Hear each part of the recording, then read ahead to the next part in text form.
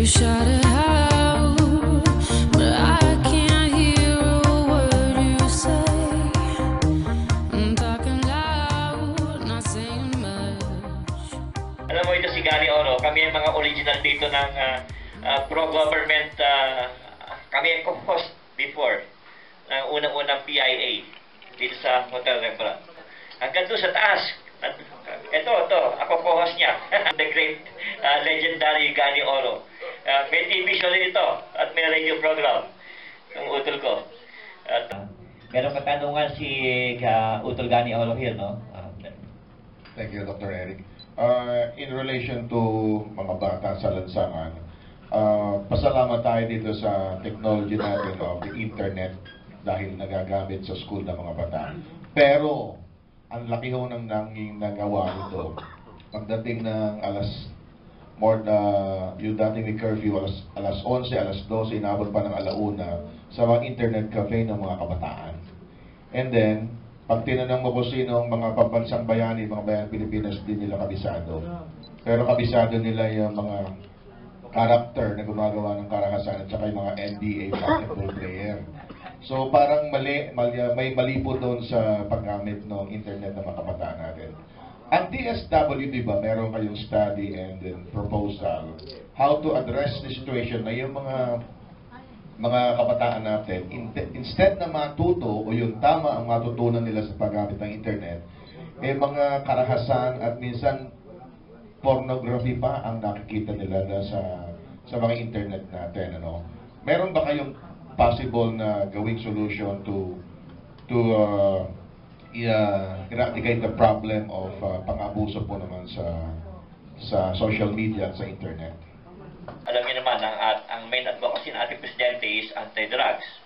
So right now, ASEC Tony Hernandez will talk about drug safety education and the DSWD's aftercare integration and transformation support. Take off from dun sa question regarding Gani Oro. Ni Gani Oro sa addiction ng mga bata sa more on the gadgets, more on the internet. Internet and the gadgets, ano talaga siya? It's blessing siya, mabilis yung info, mabilis matuto kung nagagamit ng tama. Correct. Ang problema, ito na, nagkakaroon na ng abuso, yung other side of the coin. So, Congress and or all our legislative bodies can legislate all they want, pero before I came here 3-4 days ago, my office conducted research. Ano na ba yung mga program, ano na ba yung para sa bata, sa atin. We've been doing it for a couple of weeks already, yung sa anti-drugs, and you have a very long list. I could waste time enumerating to you. Sobrang dami. You can go to Dangerous Drugs Board, you can go to National Youth Commission, all the agencies, meron yan, sir, meron yan na ganitong programa, ganito. Pero walang implementation. Siguro, yun po yung isa kong nakikita. Kasi nung tinitingnan ko, yung anti-drugs natin, ang tinatamaan nito at ang tatamaan pa nito, mga bata. Kasi tumakbo si Presidente on it's very simple. Pag hindi ako kumandidato, ang kawawa dito yung sunod na henerasyon. Kumbaga siya, I'm done. Pwede na ako mag-retire. This is it. Okay na. Pero kahit ayaw niya, napilitan, kakukulit ng tao, because of the next generation. So now we're celebrating National Children's Month. So maybe yung war on drugs, it's really for the children. And unfortunately, ang nafo-focus lang ng media, if that's the proper term, is yung isang side, yung suppression. And you have prosecution, and you have rehabilitation. Now, on the rehabilitation, with 23,000 frontliners, And you have the 4Ps, you have the Kalahi Seed Sustainable Livelihood Program, individuals in crisis, women's, children's, naku, napakadami. May mga center pa nga po kami na, meron pala tayong ganitong center. Sobrang dami po. Given the amount ng empleyado at tao. So, to simplify po, to give you an idea, one social worker is to 800 families sa 4Ps. Medyo malaki po, no? Sabihin na po natin na maikutan ng social worker natin yung 800 families in 1 week. Medyo may pagka-superhuman na yung social worker natin. Naikutan niya. Paano po siya gagawa ng report? Sabihin natin, superhuman uli. May pagka-robot na yung social worker natin. Gumawa siya ng report, 1 minute lang per family. Diba? Mabilis yun. Sobrang bilis nun. That is 800 minutes. 800 minutes divided by 60 minutes, ilang oras yun? Kulang po talaga ang tao. Tapos, dumating tayo ngayon, ito yung reality, hindi naman natin pwedeng tanggihan, nag-surrender na nga sila. You have 770,000 surrenderies or surrenderers. Ang prediction po, by the end of the year, we will have 1 million. More. According to listahan yata ni PIDEA and as stated by the President, we are looking at 3 million experience po. Kaya ako talaga, sabi ko, maalwan ang buhay na hindi nasa gobyerno. Pero with the Duterte administration, kailangan we have to sacrifice. Sarap-sarap ng buhay na hindi ka masyado namang problema. Kumakain ka naman 3 beses isang araw. Pero, this is not for me, this is not for us here in this room. This is for the next generation. So, I am calling sa buong bansa, yung tumama sa atin na cancer, drugs is a cancer of society. Cancer siya. It cuts across family, business, work, it cuts across. Cancer siya na tumama sa atin. Now, nagkaroon tayo ng presidente against all odds. Sino magsasabi na mananalo si Pangulong Duterte? Walang panggastos, walang lahat ng wala, lahat ng rekado para ano, but he's now here. And this is very, very good. Is parang tsamba. Tsamba tayo na, uy, may presidente tayo na ganito. Tsamba. Now, yung cancer na tumama sa atin, we can use it. This is, I see it as a window for the country to finally unite. Government, civil society, people's organization, left, right, center, top, bottom, kung ano man ang gusto nyong i-label. Kasi ayaw na ng presidente ng labels. No more labels. It's time for the country to unite. We have to win the war on drugs. Hindi lang yung pinopokus natin na suppression, ha? We have to win the war on drugs at the community level. Why? 2 things. Saan po babalik yung drug dependence? Yung gusto magbagong buhay, saan babalik yan? Sa pamilya, sa barkada, sa barangay, sa community. Pag ang babalikan yan ay parehas pa din, ulit na naman. So we have to strengthen our communities. Tulong-tulong po tayo, sama-sama tayo, palakasin natin yung mga komunidad. Number 2, kung malakas na yan, nakabalik na siya, hindi siya nag-relapse. Kung may gusto uling bumalik na drug lord, drug pusher sa community, I think the community can shield itself kung siya ay unified. So, maybe some will disagree, but I think some will agree with me na most will agree with me na we have to strengthen the community and we have to unite. Hindi po kaya ng gobyerno ito mag-isa. Hindi rin kaya ito ng civil society mag-isa. Kailangan sama-sama tayo palakasin ang mga community natin. Meron pong technical skill, merong technical know-how ang DSWD. We are in the process of finalizing it, and we will be calling on the public to help out. Kasi sino mag-i-implement ito? Wala naman kami sa mismong community. Kailangan po namin dito lahat, everybody must pitch in. So yung pong tanong kanina, how do we solve yung addiction sa cellphone, sa gadgets, sa internet, sa pornography? Maybe the answer is strengthening the community. Kasi wala naman si mayor lagi doon sa barangay. Wala naman si presidente lagi sa barangay. Siguro, the community must be part of, para maka-take off na yung bansa. Kasi we are masyado tayong busy sa dealing with our domestic woes. Sayang po ang husay ng Pilipino. Imbis na napapakinabangan natin na tayo naman ang mga ilam sa ibang bansa. Sayang yung husay ng Pinoy eh. At Manny, bago si Mayor. Ako po ay isang ex-mayor ng isang maliit na bayan sa Camarines Norte, sa Celis. I was appointed ng dating Presidente Aquino as OIC Mayor, tapos nakatatlong term. Kaya na in connection ng tinanong ni Judy tungkol doon sa Porpis, nabuksan niya eh. Alam niyo yung Porpis doon sa aming bayan ay hindi naman barangay ang pumipili. Yung DSWD na dibong.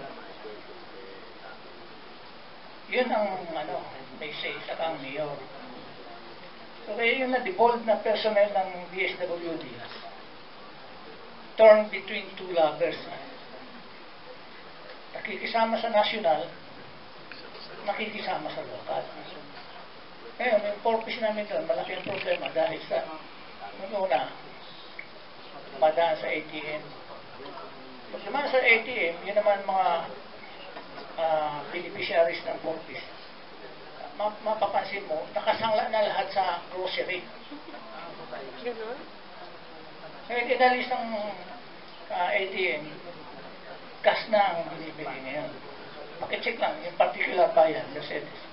Ngayon, ang daming reklamo na pag may patawag ng purpose ng meeting, pag hindi dumalo, pinabawasan ng 500. Wala namang resibo. O, totoo yan. Kasi noong nakaraan eleksyon, kumandidato ako, nag-i-issue yan. O, bawat barangay na puntaan ko, yun ang sundon sa akin. So, hindi sila makaibig kasi ang panakot, pag nalaman sa taas, aalisin sila sa listahan. So, nasa implementation pa rin. Ako'y tahimik na nakikinig. Maraming programa. Pero, naririnig ko yun, nakapokus kami. Hindi dapat nakapokus. Kung mayroong programa, action po ang kailangan. Ngayon umaga, wala akong naririnig na action. Okay. Oh, dapat action. Okay. Salamat po. Thank you, Mayor. At kay Mayor. Actually, action na ang ginagawa ko, suporta dun sa kanya. Kasi ako ho ay isang punong guro ng aming samahang iglesia ni na Imam Imiza at Rabay Jesus, Tindig Katao Inc. So, bilang punong guro, gumagalaw ako nang hindi ko inaasahan yung tulong na galing sa barangay, kundi sa sarili naming effort na yung kakayahan namin. Ako after nung nagko-construct pa lang kami ng aming templo na kino-concrete namin, binabato na kami at suportado ng barangay, yun ang babato sa amin. So, yun ang problema ko, barangay. Tapos, yung sinasabi naman na parents, actually, may problema din yung parents dun sa mga bata. So, in short, bali, after ng election, doon ako tumira sa aming templo. Kasi, pinokus ko yung concentration ko doon sa mga bata dahil may mga bata doon na gustong ipaampon sa DSWD, iniwan ng ina, pero yung tatay lang, 4 na ang anak. Imagine mo, 4 yung anak. Tapos, dalawang babae, dalawang lalaki, nagdadalawang isip yung tatay kung ipapadala sa DSWD o hindi. So, yun ang minomonitor ko doon, yung 4 na yun, nakatabi lang ng aming templo. Plus, yung mga bata doon, napaka-wild, parang arena yung lugar na sa kalsada, nadadala nila hanggang nandun sila sa loob ng templo, yung pagiging wild nila na away dito, away doon. So, yung action, ipinakita ko na. Nagkaroon ako ng programa after nung aming Pasko, na yung after nung election, na yung mga bata, pinafocus ko after nung orasyon namin, kasi material spiritual yung dala namin, ito yung aming samahan. Pinafocus ko sila ng orasyon, 6 o'clock ng Friday. Tapos after nan, nag-film showing ako ng cartoons, Frozen, ayun, kasi may projector na kami doon eh. At saka medyo concrete na yung safe na yung aming mga in-templo, yung sa mga materials namin. At saka si Cynthia, nag-donate ng 24, Cynthia del Castillo, nag-donate ng 24 books galing sa galing sa DepEd yata yun. May mga tatakta yun eh. Na tuwan-tuwa yung mga bata nung natanggap nila yon kasi ngayon lang sila nagkaroon ng ganon. So yung action na sinasabi ni Mayor, ginawa ko na yon sa amin, sa simpleng kakayahan namin at na hindi ko inaasahan muna yung tulong kasi nagkakagulo pa kayo eh. Yun sa gobyerno, di po ba? Kaya interviewin nyo na lang yung mga bata doon. Pero kapartner nyo na ho kami na silent partner niyo po kami, pero nagtatrabaho na po kami. Bago ko bigay kay Camilo, alam mo, Asek, dito sa grupo natin dito, we have 2 scientists, no? Robert and Stuart. We have educators, pero mga part ng media sila, no? Kaya, you will learn a lot. Yung natutuhan namin sa inyo, natututo rin kayo sa mga grupo namin dito, in the process. Ano bang pinag-iba ng pamamahala ng bagong sekretary ng DSW kaysa yung dati? Kasi maraming issue, no? Sa dati, nung dumating yung Papa at saka nung ASEAN, ang mga batang lansangan ay inipon at dinala sa beach. Oo, ngayon, nung ang Yolanda ay tumama sa Pilipinas, ay maraming issue. Na walang pera, no? Sa pananaw ko, itong problema natin sa kabataan ngayon ay reflection yan. May connection yan sa poverty. Hindi naman tayo, ako economist, pero may reflection sa ano. Pero ang solusyon natin sa poverty long term, kailangan natin na gumalaw short term. Kayo ba, pag tinanong bakit hindi niyo magawa itong challenges na ito, maipon itong mga bata sa lansangan, siyempre ang sagot ninyo, kulang kami sa pondo. Kayo ba ay nagkaroon na ng hakbang para madagdagan ang pondo ninyo sa Kongreso para yung inaasahan ng taong bayan that you can at least fully implement yung challenges sa inyo, lalo na sa kabataan natin. Dahil yung kabataan natin, yan ang refleksyon ng ating mirror yan eh. Habang may nakikita tayo sa metropolis na mga bata, hindi nagsasayaw kasi malang shabu eh. Yung rugby, ay talagang may problema tayo sa lipunan. Ano pong masasabi ninyo tungkol? Yung budget po, as far as I can remember, during the budget deliberation, the budget hearing, the Secretary did not ask for additional budget.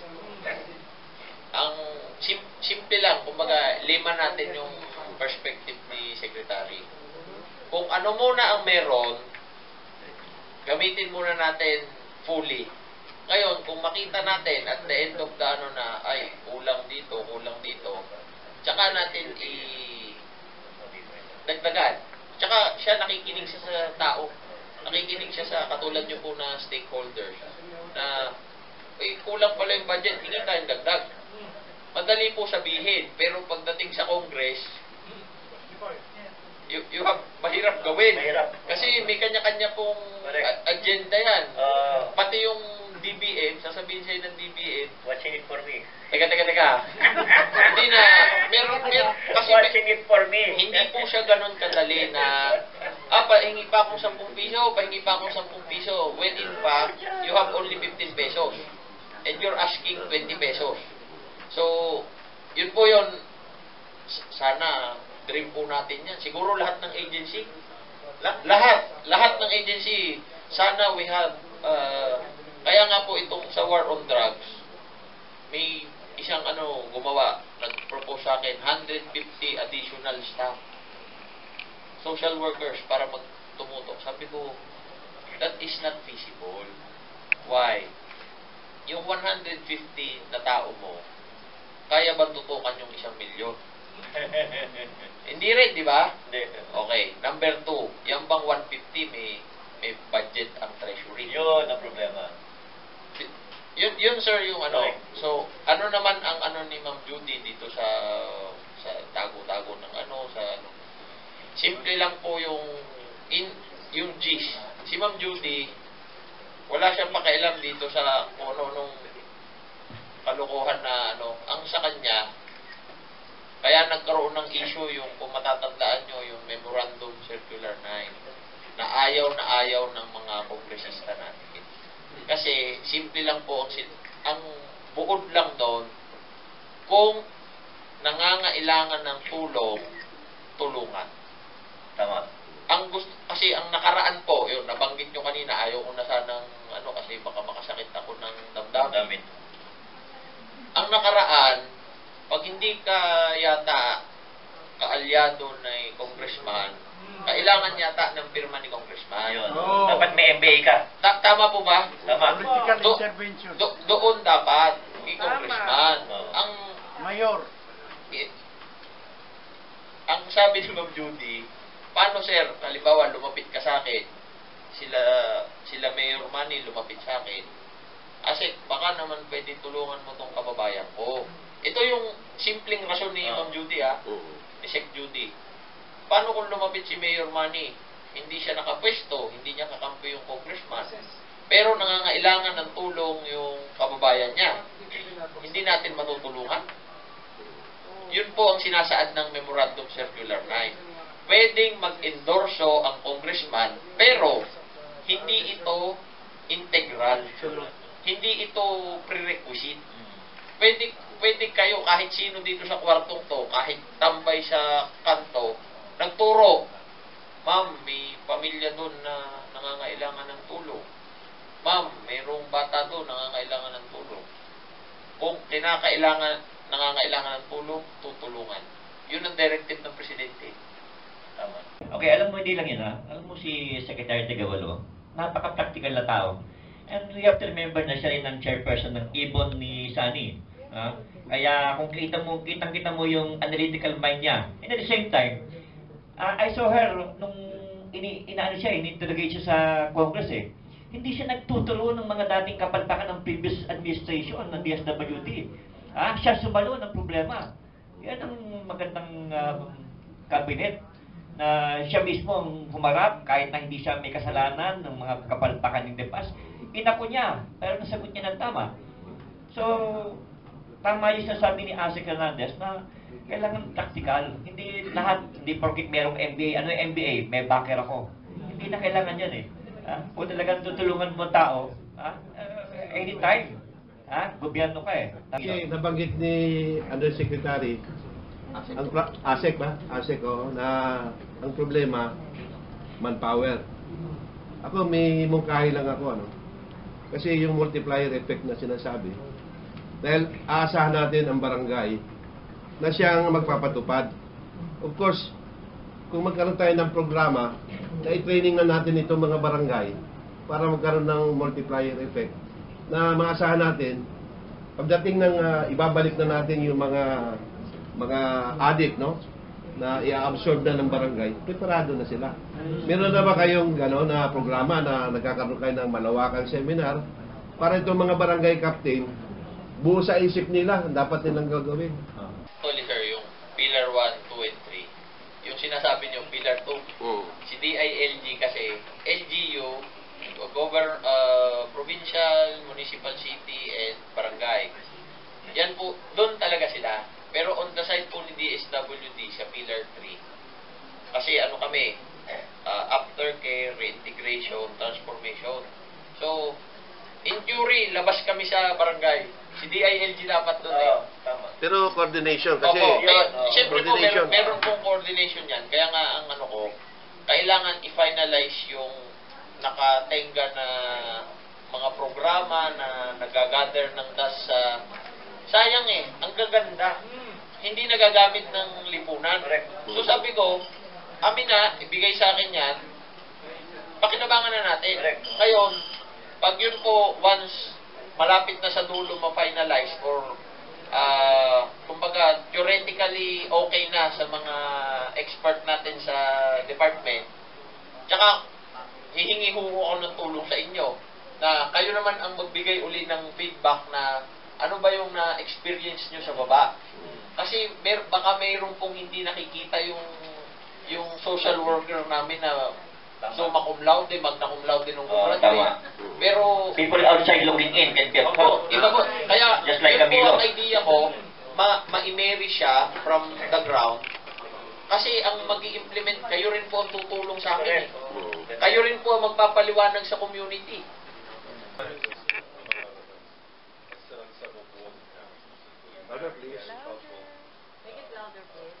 The Agricultural Countryside Development Foundation. What I would like you to do, if you can, is I would like you to Google PBS, which is Public Broadcasting Service, the Civilian Conservation Corps. The Civilian Conservation Corps was what Roosevelt used in 1932, 1933, to try and bring the country back. And what we're advocating, among other things, is first we had this model for everyone, but now with the drug problem and all of the surrenderees, we think that we can add a component to the Civilian Conservation Corps. What they ended up doing is within 3 months, and I know they were somewhat organized, they had more money, but they were able to mobilize 250,000 people in camps all over the United States, in every single state, doing public service projects.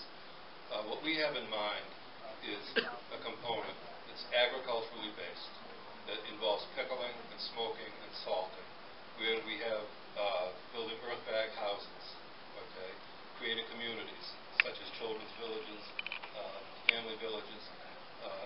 We've got to find a way in which to take all of these people and convert them into making assets, okay? And everything is about skill.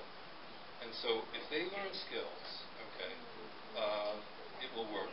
It's a 55-minute video, okay? I've shown it to all the tribal leaders, Muslims, all the other different things. It's brilliant, okay? I'm not on the firing line. You guys are there every single day. I'm trying to give you a vision. It's very well made. Watch it, okay? And then perhaps if you'd like to talk, I've worked with a whole number of different people, and I have some ideas for you. Talk to Eric. Eric will talk with me, and I will try and help you. Okay? But PBS, if you write it down, Civilian Conservation Corps, it's a 1-hour video. It's literally changed my life in terms of the vision that I have for here and for people all over the world. Thank you. Ang ganda ng mga puntos mo kanina, no? Pero meron akong unsolicited advice. Kasi why prolong the agony, Asek? Kasi pati kayo nadadamay sa laki ng problema ng pakainin, paparihabin others. Wherein, kung tayo ay makakausap natin through coordination with our law enforcers, ay bakit hindi na lang mag-focus yung intelligence fund para mahuli yung mga drug lords and financiers na yan o yung mga sindikato? Why prolong the agony? And in the process, ay tutukan natin yung mga scalawags within the barangay, within the law enforcers at LGUs. For sure, yung mga, lalo na yung mga drug financiers, ay yung mga yung kinakurakot nilang mga pera na ang yayaman nasa mga villages pa, ayan ay garnishin natin yan ibenta para meron tayong panggaso sa mga rehabilitation. Pwede ba yun? Ang problema, marami dun sa mga, ano sabi nila, disente. Galit na galit sa Pangulo. Kasi yung Pangulo talagang, I will do it for the next generation. Talagang gawin na natin to. Committed siya. Sir, yung sinasabi mo, that's really a nice suggestion. Unfortunately, the President wants to do it the proper way. The Chief PNP wants to do it the proper way. Kompleto yung intelligence na mahuli properly. Ngayon, ano ba sabi ng Presidente? kung manlaban at malagay sa panganib ang buhay nyo, huwag kang pauuna. Kailangan umuwi kayo sa pamilya nyo. Sir, yung sinasabi mo, madali sana to kung ito po yung sinasabi nila na marami na daw namamatay, ganyan, sa war on drugs. Ilan na? 4,000? 3,000? 3,000 po? We have 42,000 barangays.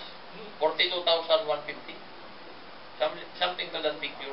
If you have one drug pusher per barangay, dapat ang patay na po by this time, mahigit 42,000. But you have 3,000 deaths. Ibig sabihin, the president ay talagang hindi, yung sabi nila, pinoportray nila ang presidente na patay, kaliwa kanan, patayin niya. That's all bravado. The president is a lawyer. He wants to follow the law. Kaso mo, pag nanlabang talaga, mamamatay ka talaga. Pero sir, ang ganda ng suggestion nyo. Hindi lang yun, Asek, alam mo, isa pang problema. At this point in time, I'll be frank with you. May mga pumapasok sa circle ng ating presidente without him knowing na ito ay may mga hidden agenda. And we really have to be wary about these things. Kaya kaming sumusuporta sa kanya ay worried dahil nakikita namin na kung ano nangyari sa mga leaders in the past ay parang ito na naman. Pumapasok mo sa kanyang circle itong mga sindikato, itong mga asset. At alam mo, hindi mag-i-standby yung mga yan. May mga trabaho yan eh. Ba't nakakapag full time ng naglalabi, pupunta pa ng Davao? For what? Alam yun na, better. Alam mo yung mga nandun. At yan eh, alam mo nakakapangilabot yan. Yung chismisan yung intriga. Nakakarating din sa amin sa Maynila eh. Kaya yan ang worrisome dito. And at the same time, yung sinasabi mo na alam mo yung saywal ng ating presidente na, I will kill you, I will jail you. Ginagamit na kapital nito mga scalawags in uniform eh. In the process ngayon, siya yung dosher na mga namatay. At the proper time, ibubuntun sa kanya. Dapat ma-realize niya to. Dapat meron siyang circle na people outside looking in na, teka muna, Mr. President, ingat ka rito at ito na ang nagiging istorya. Look what happened now. Naghahanda na yung United Nations for this purpose. Ito ba, siya kanya lahat to? Bago pa siya umupo, meron ng mga pinapatay eh. Yan ang dapat. Kaya sana makarating ito sinasabi namin dahil kami, concerned lang kami, dahil kakampi natin siya, tunutulungan natin siya, pero pag mali naman ang gagawin, hindi naman kami papayag doon. Dahil kami naman ay talagang well-meaning, wala naman kami. Alam ba, dito sa ating forum dito, marami kami tutulungan ng mga government agency dito. Pero wala kami abono engro pa kami, baka alam mo. Pero okay lang. Talagang for the patria eh. Yun sir. Kaya nga po yung inuulit ko sa inyo yung panawagan ko. The president cannot do it alone. The chief PNP cannot do it alone. Without us, yung pagsasakripisyo nila, wala. Pagbaba nila, naku, masaya na naman yung mga naghaharing demonyo nung nakaraan. Yung mga pinahirapan, kasi talagang demonyo sila. Ang gagaling eh. Kaya ang gagaling. Kaya po yun, inuulit ko, kayo po ang ma-influensya, kayo ang may husay magsulat, kayo ang may husay mamahayag. Hindi ko po linya yan. Ako po magsalita at magsulat, hindi kasing husay ninyo. Kaya po ako ay humihingi sa inyo ng tulong. Nananawagan po ako. Hindi po magiging matagumpay ito para sa susunod na henerasyon kung tama po yung concern nyo. Bantayan natin ang presidente, suportahan natin by strengthening our communities. Bakit? Finite time lang ang presidente. Finite time lang. So, we have to move now. Habang napansin nyo po, medyo baliktad ngayon ng panahon. Ang takot yung mga gago. Sila ang medyo, di ba? Sila ang medyo takot sila. Yung law-abiding citizens ang, sarap maglakad. Mukhang nagre-reverse na naman eh. Mukhang hindi na natatakot dahil ang katunan, alam mo bakit? Ang pinapatay yung mga small fishes eh. Wala nga nahuhuling big fishes eh. Pati nga yun si Peter Lim nakakawala eh. Pinapalabas pa, kumpare pa ni Presidente. Nakita mo yan? Ang malaki ng problema. Tapos itong problema nung kay Miss Wari. Okay, ito si Nur Miss Wari, kaibigan ko, no? Dati ko nakasama yan. And at the same time, Dito lang, walang forum meeting namin dito lang pupunta na forum yan. Okay lang yan, kaya lang ang problema ay sino nasa likuran ng pag-deliver dyan sa ano. Hindi si Jess Dureza. Meron isang tao na meron problema doon sa Zulu dahil siyang ulo ng Abu Sayyaf. At nangangamba na itong lokong ito na siya ay malapit ng mabuko na siya ang talagang mastermind sa Abu Shabu.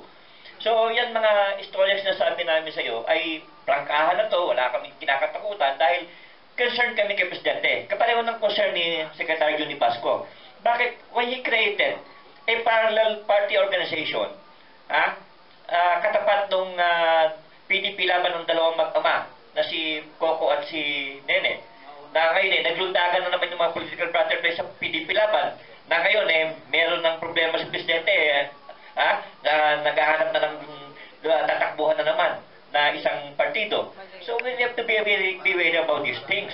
Dahil mamaya, mabulaga, kita yung madamay tayo sa mga problema hindi na dapat tayo madamay. At concerned kami kay Presidente dahil maganda yung simula, baka mamaya papalabas yung lip service lang yan, at drama lang, ay pala meron palang mga skeleton sa closet, etc. So yan ang mga puntos na alam ko na through you ay makakating sa kanya dahil napakadelikado ng sitwasyon natin at this point in time. Ako kasi hindi po ako tagapagsalita ng Pangulo. Lalong-lalo pong hindi ako ako po ay isang hamak na assistant ni alam mo, Secretary. Yung galing mong yan, kaya kami nagsasalta ng dito sa iyo dahil alam ko makakating kay Secretary Judy. At si Secretary Judy, alam ko yung tapang yan, at guts niyan, ay she can do it. Kaya President. Yun po, kaya inuulit ko sa inyo yung panawagan ko. Kasi sir, yung lahat po na sinasabi nyo, this is reality. Hindi mo maiipon yan without the help of the community. Hindi mo malalaman yan. May nagsabi sa'yo. Of course. Yun. Kailangan po, palawigin natin yung nagsasabi sa'yo doon sa 17 nating rehiyon. Sa kada probinsya, sa kada bayan, may tagabantay tayo at mapalakas natin yung mga community natin. Kasi, kung hindi natin magagawa yan, hindi natin ngayon papasukan, puro fear na naman tayo. Kumbaga, pababayaan natin yung mga kinikwento nyong naglalabi, na nandidemonyo sa isang anghel, sa isang leader, patay na naman tayo. Kaya, yun po, sana po gamitin nyo ang husay nyo, mamahayag at magsulat para mapalakas na natin once and for all, matalo natin itong mga to. Konti lang, Doc Eric. Sige. Kasi actually, ang mga bata, ang pinaka-the best na reporter ng information. Kasi, yun, na-experience ko yun doon sa aming, Totoo yan. Ang mga bata, ang tanungin nyo, reporter. Actually, sinasabi mo nagamit ko, I was part of the national security and the intelligence community for so long. Mga bata, saka ladies score, ang magagaling na informant. Galaw-gaw, kay harot-harot tingnan, maliksi, di mapigil ang gaslaw. Galaw-gaw, ang lahat ginagalaw, napakaharot at pakialam. Galaw-gaw, kung tawagin siya'y ganyan, kang karot, na trumpong